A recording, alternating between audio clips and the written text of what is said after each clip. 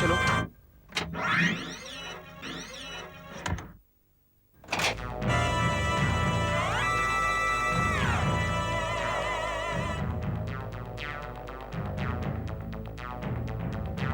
विनोद, तुम्हें ऐसा नहीं लगता यहाँ पे म्यूजिक थोड़ा ज्यादा है? कम कर लेते इसमें। I think that will be better.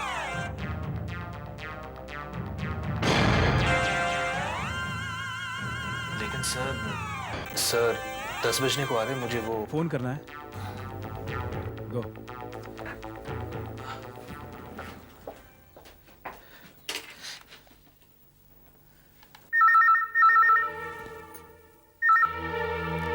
Vinod, हाँ रीटा, रात के 10 बज गए हैं। मैंने तुम्हें याद दिलाने के लिए फोन किया है।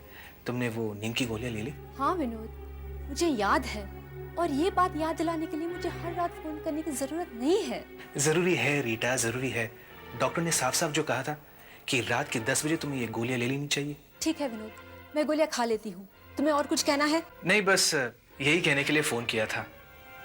और हाँ रीटा, हमेशा की तरह मैं सुबह 5 बजे घर लौटूंगा। तुम अपना ख्याल रखना। बाय। विनोद, आज रात को मिक्सिंग खत्म करके एपिसोड तैयार कर लेना। कल सुबह देना है, ओके?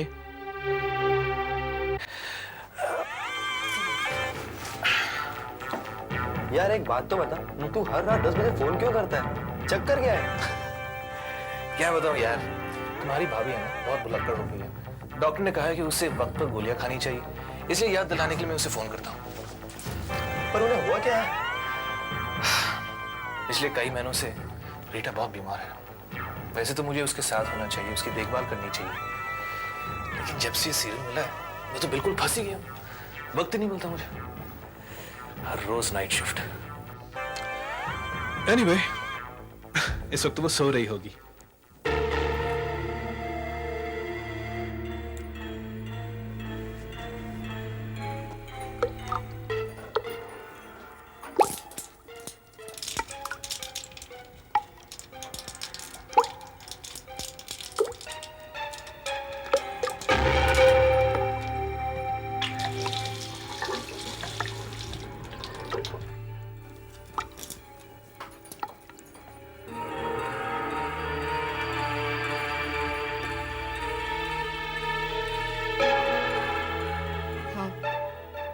मैं रीटा बात कर रही हूँ।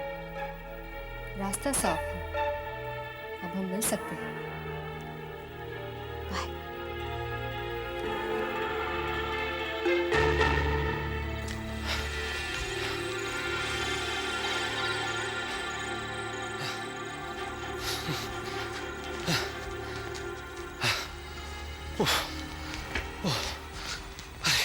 और कितनी देर चलना पड़ेगा? 15 मिनट और। इस मेरे डॉक्टर के चक्कर में तो मैं ठीक होने के बजाय और बीमार पड़ जाऊंगा। अरे, ये विनोद की बीवी इतनी रात को कहां जा रही है? वो भी सूटकेस लेकर?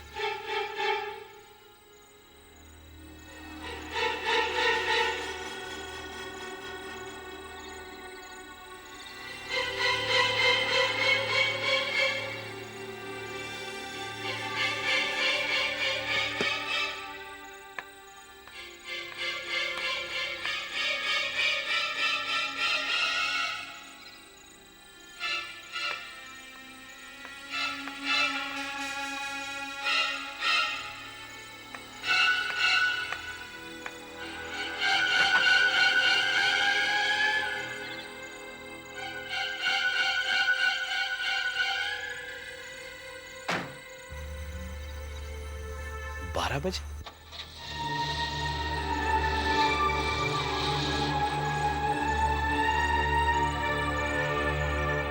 परफेक्ट यार, आज काम जल्दी खत्म हो गया। हाँ यार, वरना 3 महीनों से हर रात एडिटिंग चल रही थी।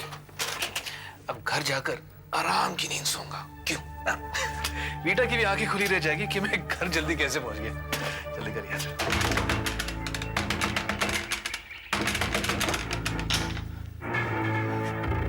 अरे विनोद, इतनी सवेरे सवेरे क्या हुआ? धर्म जी, आपने रीटा को देखा है क्या? वो घर पर नहीं है। पता नहीं इतने सवेरे वो कहां चली गई है। रीटा? हाँ, मैंने कल रात करीब 12 बजे उसे घर से निकलकर जाते हुए देखा। रात के 12 बजे? नहीं सर, ये नहीं हो सकता है। आपको जरूर कोई गलतफहमी हुई होगी, क्योंकि रीटा तो रात को 2 नींद की गोलियां खा के सो जाती है। नहीं विनोद, मुझे कोई गलतफहमी नहीं हुई। मैंने खुद अपनी आंखों से उसे जाते हुए देखा है। मेरे ख्याल से तुम फौरन पुलिस को इन्फॉर्म कर दो।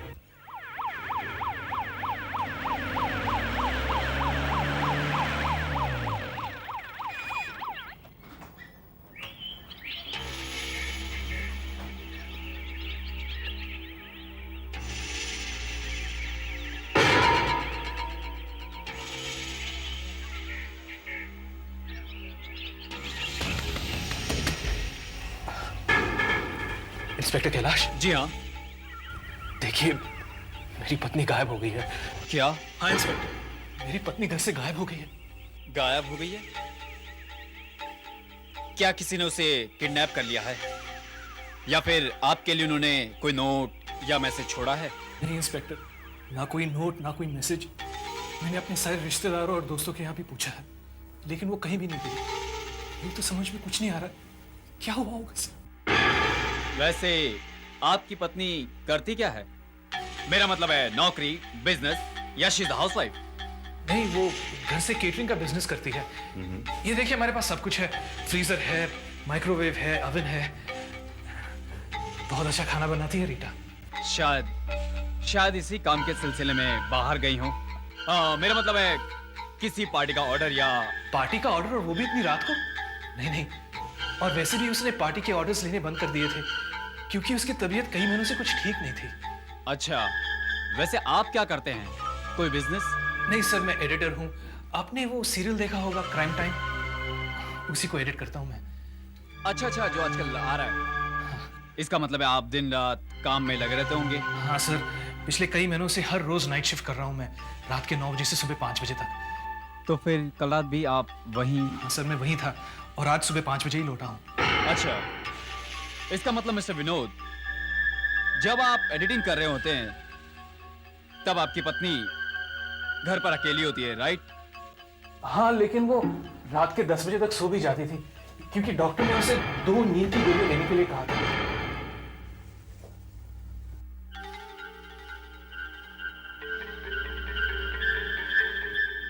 आपके पास घर में फोर्सेप्स होंगे? प्लीज।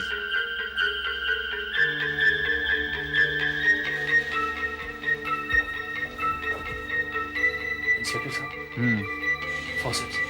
Thank you.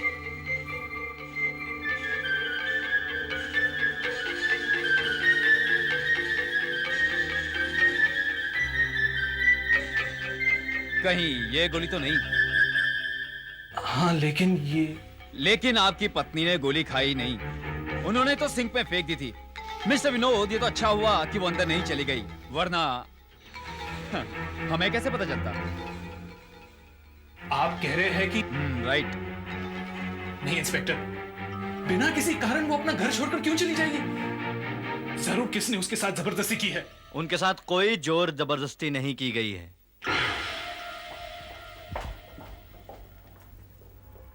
जी हाँ, उनके साथ कोई जोर जबरदस्ती नहीं की गई है। सर, ये है धर्म जी, विनोद जी के नेबर। इनका कहना है कि इन्होंने रीटा जी को घर से अकेले जाते हुए देखा है। क्यों धर्म जी? जी हाँ, मैंने उन्हें जाते हुए देखा था। पहले एक टैक्सी आई, वो बाद में आकर उसमें बैठे, और उनके हाथ में एक सूटकेस भी था। हाँ, तो बात एकदम साफ है। सूटकेस का गायब होना, स्लीपिंग पिल्स का सिंक में मिलना, और आपकी पत्नी का अपनी मर्जी से अकेले चले जाना।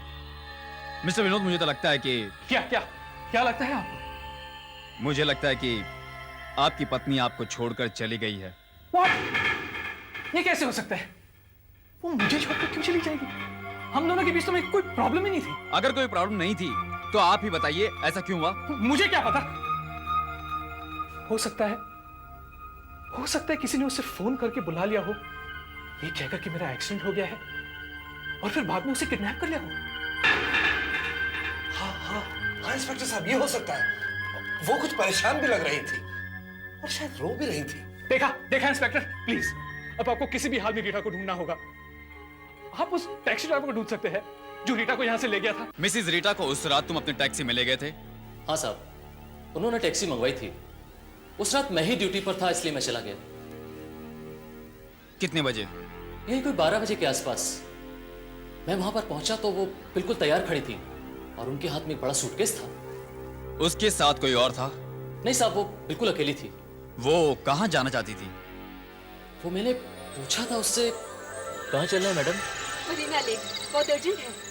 मरीना लेक? इतनी रात को? हाँ, बहुत अर्जेंट है, जल्दी गाड़ी चलाओ। कोई प्रॉब्लम है मैडम? नहीं, कोई प्रॉब्लम नहीं, प्लीज गाड़ी चलाओ जल्दी प्लीज। मैडम आप रो क्यों रही हैं? आपको इससे मतलब क्या है? मुझे तो तभी शक हो गया था कि कुछ गड़बड़ है। मरीना लेक पहुंचने के बाद क्या हुआ? मैंने उसे मरीना लेक से थोड़ी दूर पहले ही छोड़ दिया। मैंने उससे कहा भी कि मैं उसे आगे तक छोड़ सकता हूँ, मगर उसने मना कर दिया। वो पैदल ही जाना चाहती थी। तुमने और कुछ देखा वहां? अरे हाँ साहब, मैं कुछ दूर ही गया हूँगा कि सामने से तेजी से एक गाड़ी आती दिखाई दी। मरीना लेक की तरफ जा रही थी। क्या तुम इस गाड़ी को पहचान सकते हो? नंबर याद है तुम्हें? नहीं साहब, बस इतना बता सकता हूँ कि हरे रंग की एक गाड़ी थी। और साहब, दूसरे दिन जब मैं टैक्सी साफ कर रहा था, मुझे ये मिला।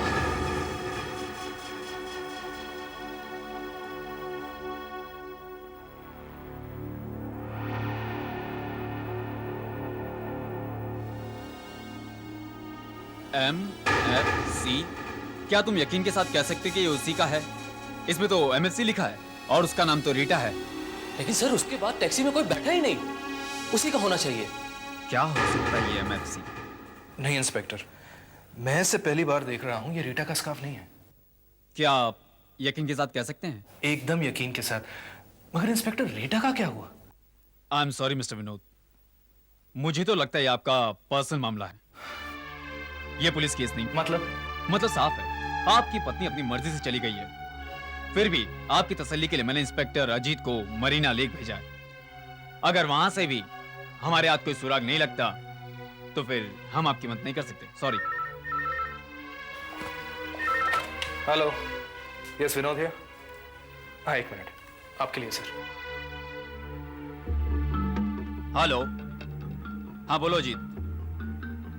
हाँ अच्छा, हाँ ठीक है, हम लोग फौरन वहां पहुंच रहे हैं।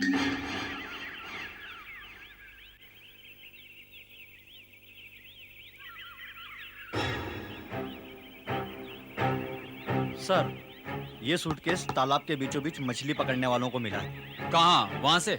जी हाँ, वहाँ तालाब के बीचों बीच। अभी तक देखिए खोला तो नहीं ना? इंस्पेक्टर, यही रीटा का बैग है, यही रीटा का बैग है। खोलो इसे, खोलो। अभी तक खोला तो नहीं ना? No sir. देखो अंदर क्या है। जी हाँ, देखता हूँ।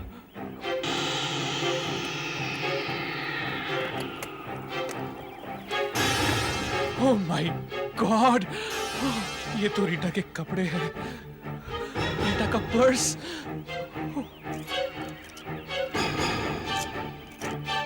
ये देखिए रीटा के जेवर। ओह माय गॉड, रीटा की अंगूठी जो उसके पिता ने उसे दी थी। और ये देखिए पैसे। अब तो आपको मेरी बात का यकीन आ गया ना? अगर रीटा मुझे छोड़कर जाना चाहती तो फिर ये सूटकेस पानी में क्यों फेंक देती? मैं कब से आप लोगों को कह रहा हूं कि रीटा को जरूर कुछ हुआ है। कब से? रीटा, रीटा, रीटा, मिस्टर विनोद, रीटा। संभालिए अपने आप को। अब क्या कहते हैं मिस्टर विनोद? संभालिए, संभल के लाओ। मिस्टर विनोद, संभालिए अपने आप को। रिलैक्स। इन्हें हॉस्पिटल ले जाओ और वहां से पुलिस स्टेशन ले आना। देखिए प्लीज, आप घबराइए मत। मैं आपकी पत्नी रीटा को कहीं से भी ढूंढ निकालूंगा।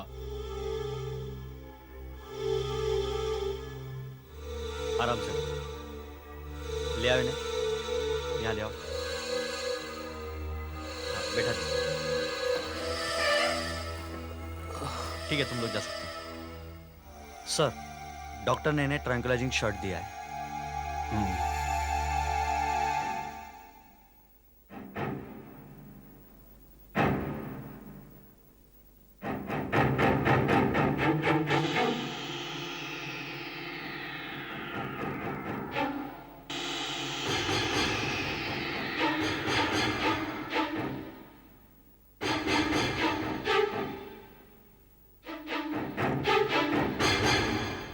मिस्टर विनोद की पत्नी की डायरी।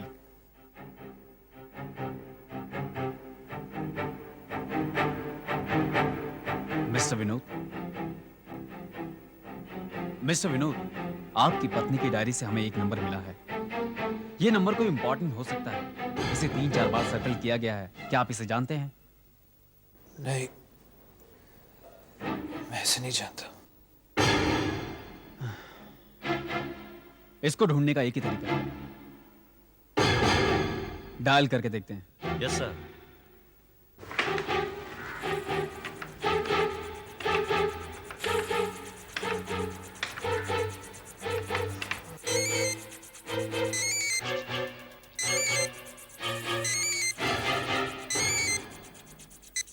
हेलो, हेलो, कौन बोल रहा है?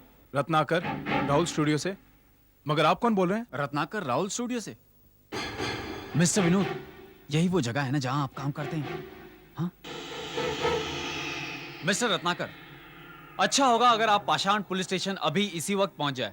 मेरा इससे कुछ लेना देना नहीं है। देखिए, देखिए मिस्टर रत्नाकर, मैं एक बार फिर आपसे पूछ रहा हूं, क्या आप मिसेस रीटा को जानते थे? देखिए, आपकी भलाई इसी में है कि आप अपने आप सब कुछ बता दे, प्लीज। मैं मानता हूं, मेरे रीटा के साथ ताल्लुकात थे पिछले 8 महीनों से। क्या हर रात मुझे 9 बजे से 5 बजे तक एडिटिंग पर बिठा दिया? और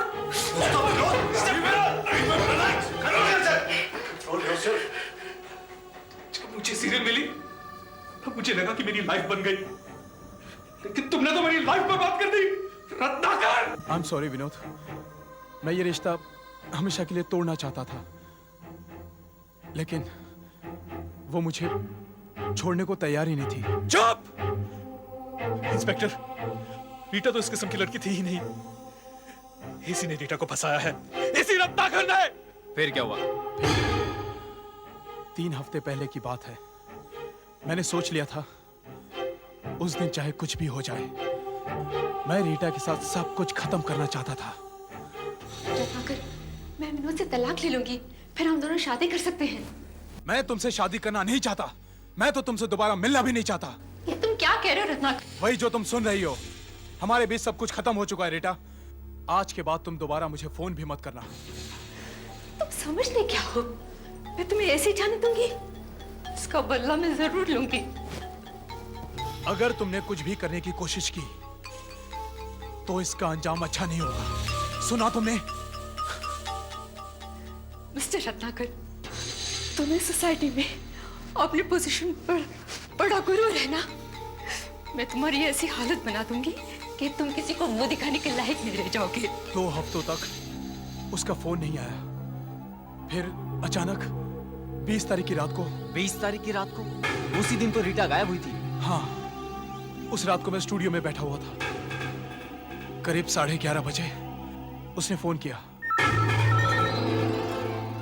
hello hello Ratnakar, please phone मत रखना। सिर्फ एक बार, आखिरी बार मुझसे मिलो प्लीज। ठीक है। तो ठीक है, तुम मरीना लेक पहुंच सकते हो? मरीना लेक? पागल तो नहीं हो गई हो? इतनी रात को वहां? देखो, मैं तुमसे घर पे नहीं मिल सकती। प्लीज रत्नाकर, प्रॉमिस मी, तुम वहां आओगे? ओके। और तुम मरीना लेक पहुंच गए? जी हाँ, रात को करीब 1 बजे मैं मरीना लेक पहुंचा, मगर वहां पे कोई था ही नहीं। ये देखो, ये है मरीना लेक का मैप। वो यहाँ खड़ी थी और यही वो सड़क है जहाँ से तुम आए।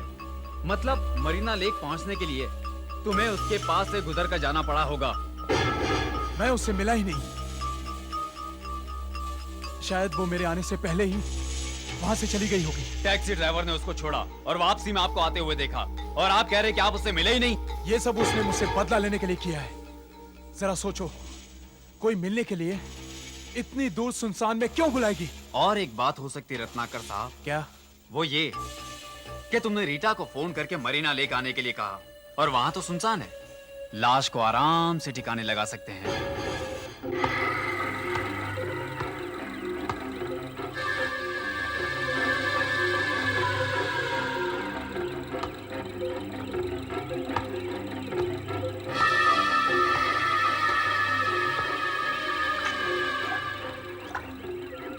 पूरे तालाब को अच्छी तरह से छान मारो।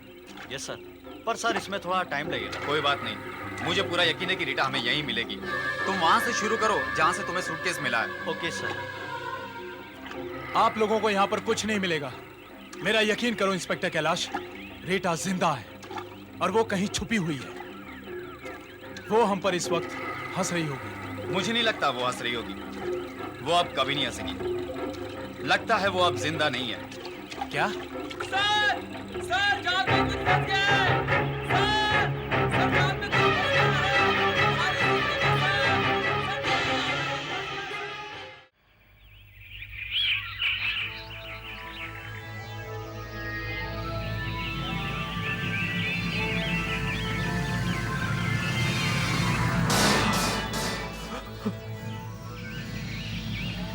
देखा, मैंने कहा था Rita.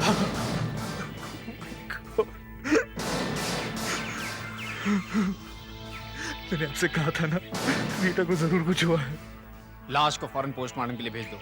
Okay sir. Sir report के मुताबिक उसके सर के पिछले हिस्से पर किसी भारी चीज से वार किया गया है और घटना स्थल पर ही उसकी मौत हो गई। उसके बाद उसकी लाश को उठाकर तालाब में फेंक दिया गया। मौत किस वक्त हुई है? 20 तारीख की रात को 12 से 1 के बीच, जिस वक्त वो घर से गायब हुई थी सर। एक ही आदमी है जिसके पास खून करने की वजह है और वो घटनास्थल के पास में था। रत्नाकर। रत्नाकर को तुरंत गिरफ्तार करो। Yes sir. ये मेरे खिलाफ एक साजिश है। मैंने रीटा को खून नहीं किया। तो फिर किसने किया? हो सकता है ये खून विनोद ने किया हो। मगर रीटा का खून तो रात करीब 12 से 1 के बीच में हुआ था और उस वक्त विनोद आपके स्टूडियो में एडिटिंग कर रहा था। फिर ये हो सकता है कि कोई और हो, यानी कि कोई तीसरा। तीसरा? तीसरा कौन? हो सकता है ये खून विनोद ने कोई तीसरे आदमी से करवाया हो। आप एक बात बताइए, आप इस स्कार्फ के बारे में कुछ जानते हैं? ये स्कार्फ MFC? कौन है ये MFC? क्या तुम उसे जानते हो? MFC कोई आदमी नहीं, एक कंपनी है। कंपनी? क्या तुम जानते हो ये कंपनी कहाँ है? MFC यानी कि मोहनलाल फिल्म्स कॉस्ट्यूम्स। ये तो टीवी सीरियल और फिल्म में कपड़े भाड़े पे देते हैं। हवलदार, मोहनलाल फिल्म्स कॉस्ट्यूम के मैनेजर को लेके आओ। जी हाँ, मैं ही हूँ मोहनलाल फिल्म्स कॉस्ट्यूम का मैनेजर। लेकिन आपने मुझे यहाँ क्यों बुलाया? ये स्कार्फ आपकी कंपनी का है? जी हाँ, ये हमारी कंपनी का ही है। अपने हर कपड़े पर ऐसा निशान लगाते हैं ताकि शूटिंग कंप्लीट होने के बाद हम अपने कपड़ों की पहचान आसानी से कर पाए। ये स्कार्फ हमें एक टैक्सी में 20 तारीख की रात को मिला है। ये वहां कैसे पहुंचा? सर ये तो मुझे नहीं मालूम कि ये वहाँ कैसे पहुंचा, पर 18 तारीख को एक टीवी सीरियल की शूटिंग के लिए स्कार्फ हमने भेजा था। वहाँ से वापस आया ही, शायद उनसे खो गया। हमने फाइन भी किया था उन पर 100 रुपये, और ये 100 रुपये हमने उनके प्रोडक्शन मैनेजर से लिए थे। उसका नाम है उल्लास। जी हाँ, मैं ही उल्लास हूँ। क्या आप इस स्कार्फ को पहचानते हैं? अरे पहचानता, बिल्कुल पहचानता हूँ। ये स्कार्फ हमारी पिछली शूटिंग में इस्तेमाल किया गया और फिर अचानक न जाने कहाँ गायब हो गया।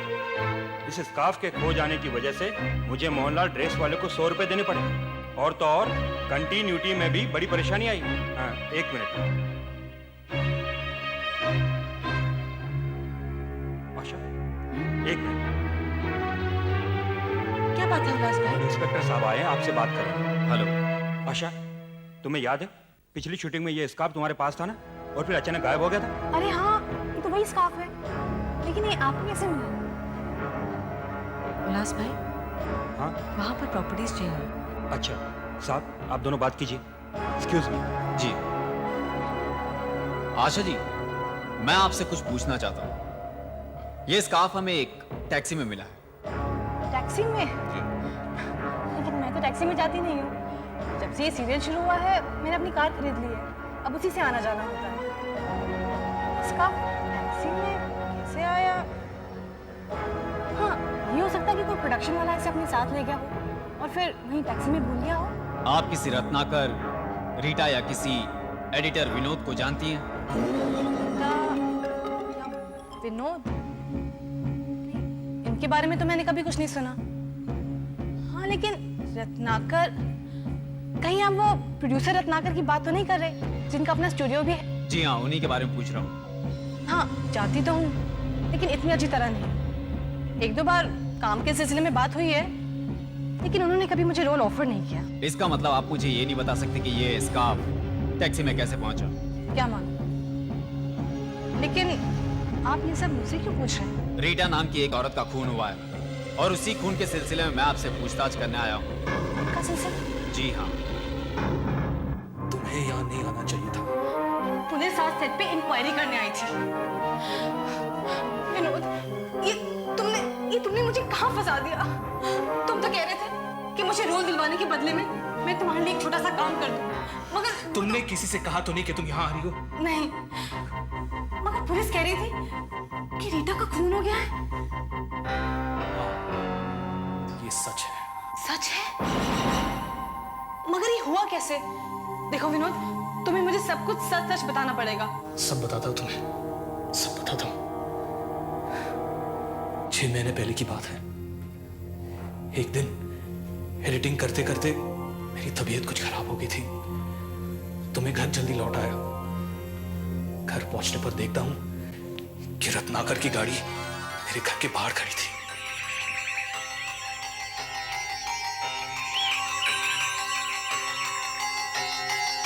रत्नाकर की गाड़ी और मेरे घर के बाहर। घर में तो सिर्फ रीटा है। इसका मतलब नहीं। इसका मतलब रीटा और रत्नाकर का अफेयर था? हाँ, और उस दिन से मैं उन दोनों से बदला लेना चाहता था। मैं कई दिनों तक सोचता रहा।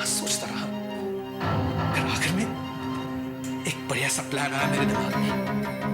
आखिर मैं एक क्राइम सीरियल का एडिटर हूं। सीरियल एडिट करते करते मेरा दिमाग भी एक क्रिमिनल जैसा हो गया है। तुमने किया क्या? एक दिन तुम रोल मांगने के लिए रत्नाकर के स्टूडियो में आई थी। मैंने तुम्हें वहां देखा। तुम्हारी हाइट, दिल डॉल वगैरह एकदम मेरी पत्नी जैसा है। सिर्फ बालों का प्रॉब्लम था, वो मैंने सोचा कि समझ ली। मगर तुम्हें इस काम के लिए पटाया कैसे जाए, ये सोचकर पहले मैंने मोहब्बत सीरियल के प्रोडक्शन मैनेजर उल्लास दादा से बोलकर तुम्हें एक अच्छा सा रोल दिलवाया। ओह माय गॉड, इसका मतलब तुमने मुझे वो रोल इसलिए दिलवाया था? अब मैं समझी कि कुछ दिन पहले तुम मेरी मदद मांगने सेट पे क्यों आए थे। मुझे वो तारीख भी याद है, 18 तारीख थी। देखो आशा, मैंने तुम्हें ये रोल दिलवाया है। अब तुम्हें मेरे लिए एक छोटा सा फेवर करना होगा। रोल दिलवाने के लिए बहुत बहुत शुक्रिया। कहिए, मैं आपके लिए क्या कर सकती हूँ?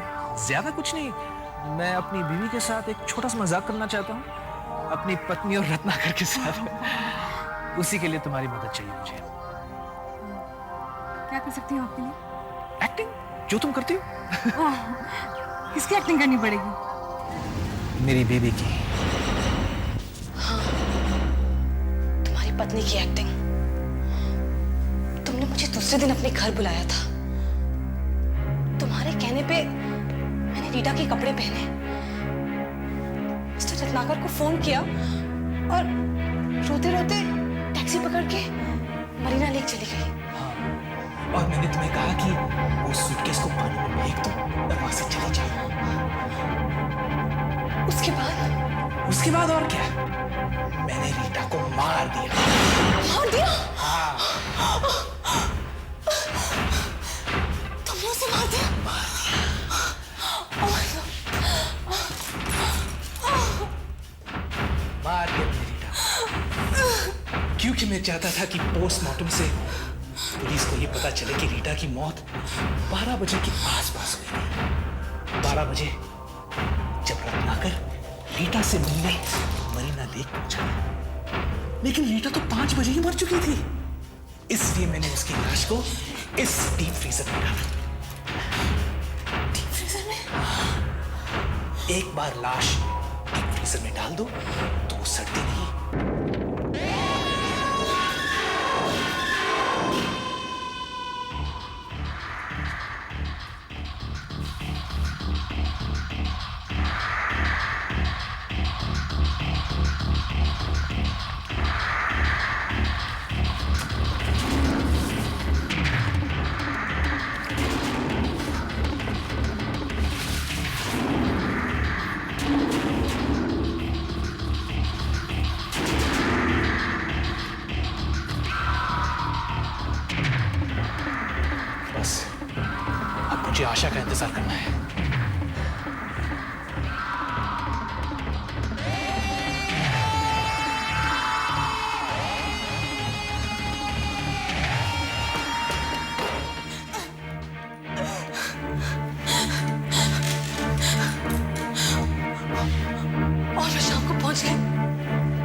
एहसान चुकाने के लिए।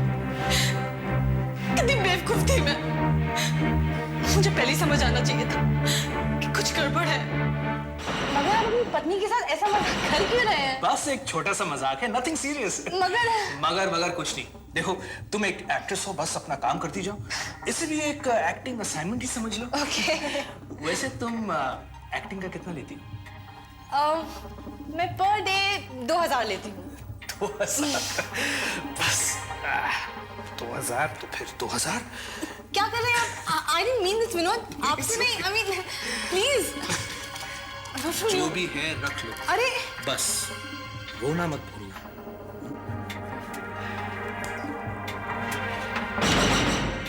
अच्छा, अब मैं एडिटिंग के लिए जा रहा हूँ। जो काम करने के लिए कहा था बिल्कुल मत भूलना। ओके, ठीक है।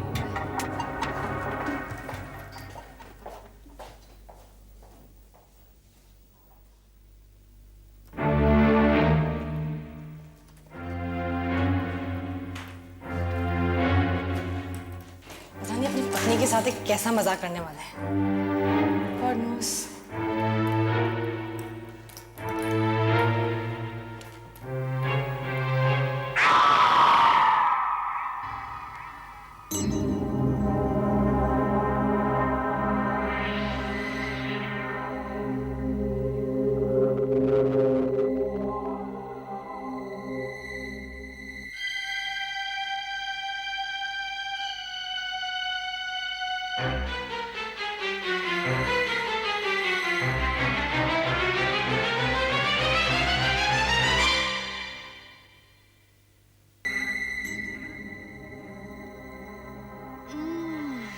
It's good.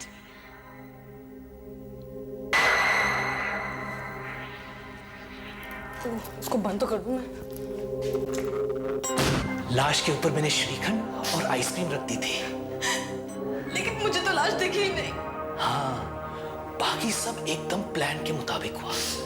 जाते समय मैंने फ्रीजर बंद कर दिया, बर्फ पिघलने शुरू हो गई। 12 बजे के आसपास फ्रीजर गर्म हो गया, लाश सड़नी शुरू हो गई। सुबह 5 बजे जब मैं घर लौटा, तब मैंने लाश को उठाकर कार में डाला और जाकर मरीना लेक में फेंक दिया। Plan complete. डॉक्टर कहते हैं कि रीटा की मौत 12 बजे के आसपास हुई। 12 बजे जब रत्नाकर रीटा से मिलने वाला था। इसका मतलब रत्नाकर ने रीटा को मारा ना? मुझे नहीं पता था कि मैं खून में हाथ बटा रही हूँ। हाँ, बस तुमने 2 गलतियां की। एक, तुमने वो स्कार्फ टैक्सी में छोड़ दिया। और दूसरी, बिना किसी बताए तुम यहाँ चली आई। अब किसी को पता भी नहीं चलेगा कि तुम गायब हो गई हो। मतलब कि मैं तुम्हारा भी खून करने वाला हूं। आपके जाने के 10 मिनट के बाद ही आशा गायब हो गई। फिर वो मुझे कहीं नहीं मिली।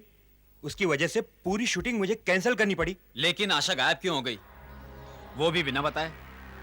ये सब आपकी पूछताछ की वजह से हुआ। आखिर उससे आपने क्या कहा था? मैं खून के सिलसिले में उससे पूछताछ कर रहा था। मैं जानना चाहता था कि क्या वो रत्नाकर या वीडियो एडिटर विनोद या उसकी पत्नी रीटा को जानती है। मगर उसने कहा कि मैं सिर्फ रत्नाकर को जानती हूँ, विनोद या रीटा का तो नाम तक नहीं सुना मैंने। क्या कहा उसने? वो विनोद को नहीं जानती? हाँ। अरे विनोद की वजह से ही तो उसे मेरी सीरियल में काम मिला था। अच्छा जी, विनोद की और हमारी पुरानी जान पहचान थी। उसने मुझसे कहा कैसे भी करके उल्लास भाई आशा को आपकी सीरियल में काम दे दो। पहले तो मुझे कुछ शक हुआ कि आखिर में ये चक्कर क्या है, लेकिन साहब आखिर वो हमारा दोस्त है, उसकी बात माननी पड़ी और मैंने आशा को अपनी सीरियल में काम दे दिया। लेकिन आशा विनोद को अच्छी तरह से जानती थी सर। अगर आशा विनोद को अच्छी तरह से जानती है तो उसने मुझसे झूठ क्यों बोला? उसने मुझसे झूठ क्यों बोला? हाँ, हमें इसी वक्त विनोद के घर जाना चाहिए। 10:15 बज रहे हैं। वो मेरा पड़ोसी धर्म 11 बजे तक घूमता रहता है। उसके बाद ही मैं इस लाश को ठिकाने लगा सकूंगा। तब तक ये यही ठीक है।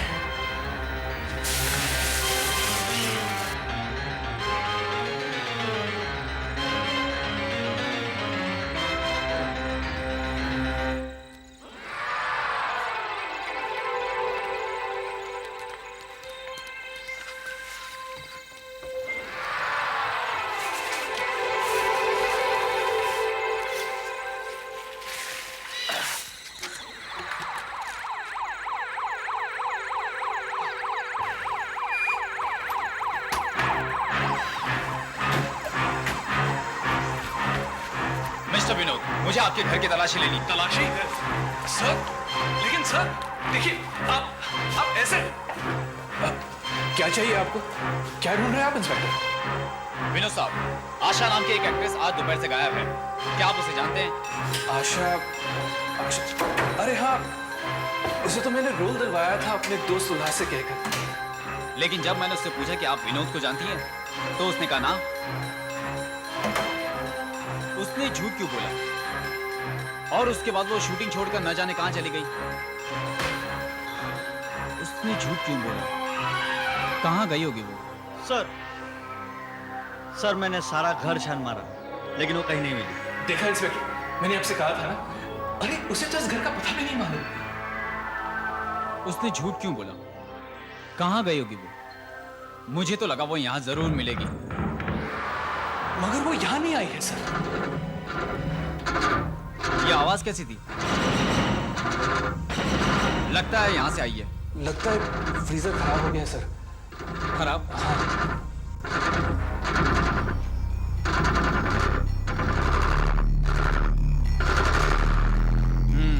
लगता तो है। आवाज कुछ ठीक नहीं है। हाँ, मुझे मैकेनिक को बुलाना पड़ेगा। मशीन को कुछ ज्यादा ही काम करना पड़ रहा है। लगता है आपने कुछ ज्यादा सामान भर दिया। खैर, जल्दी से ठीक करा लो, नहीं तो सारा सामान खराब हो जाएगा और आपको फेंकना पड़ेगा।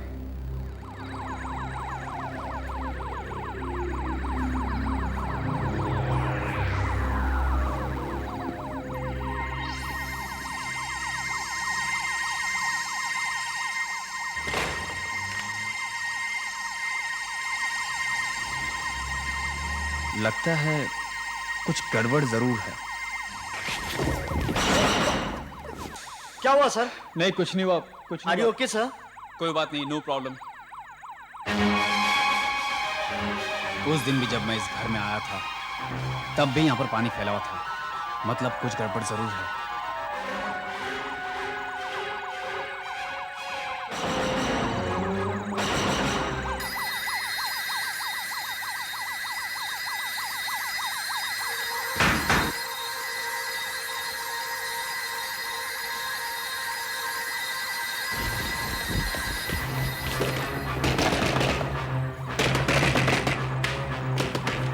आपको क्या चाहिए? हट जाओ। हाँ? आपने बाहर कचरे के डब्बे में बहुत सारी आइसक्रीम और खाने का सामान फेंका है। क्यों? क्योंकि ये फ्रीजर खराब हो गया इसलिए। मुझे चाबी दो, मैं देखता हूँ, मैं ठीक कर लूंगा। चाबी मिल रही है मुझे। चाबी मिल नहीं रही। देखिए, आप ऐसा नहीं कर सकते। आप ऐसा नहीं कर सकते। देखिए,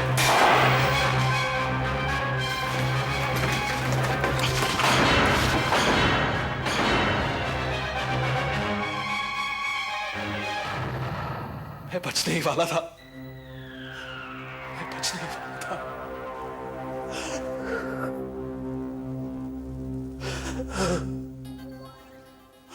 ऐसे और भी मज़ेदार वीडियो के लिए हमारे चैनल को लाइक, शेयर और सब्सक्राइब करें।